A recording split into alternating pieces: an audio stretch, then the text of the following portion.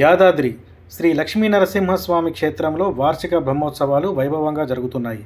వార్షిక బ్రహ్మోత్సవాల్లో భాగంగా 7వ రోజు ఉదయం జగన్మోహిని అలంకార సేవలో నరసింహుడు ఆలయ తిరు మాడవీధుల్లో ఊరేగుతూ భక్తులకు దర్శనమిచ్చాడు. నయన మనోహరంగా స్వామివారు జగన్మోహిని అలంకార సేవపై ఊరేగుతూ భక్తులకు కనువిందు చేశారు. లోక కళ్యాణం కోసం స్వామివారు వివిధ అవతారాలు ఎత్తారని అర్చకులు ఉపదేశించారు. ప్రత్యేకంగా తెప్పించిన పూలతో స్వామివారిని సర్వాంగ సుందరంగా అలంకరించారు. వేదమంత్రాలు, వేద పారాయణాలు, మంగళ వాయిద్యాల నడుమ అంగరంగ వైభవంగా స్వామివారి ఊరేగింపు సేవ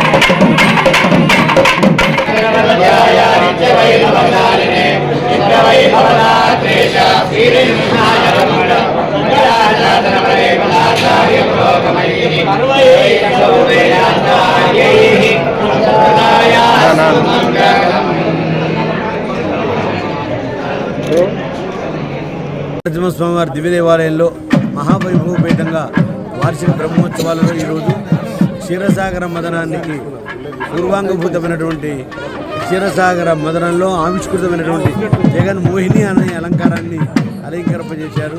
భక్తులందరూ సేవించండి, తరించండి. రేపు స్వామివారి వార్షిక బ్రహ్మోత్సవాల భాగంగా స్వామివారి కళ్యాణ మహోత్సవం కళ్యాణ మహోత్సవం ఉన్నది.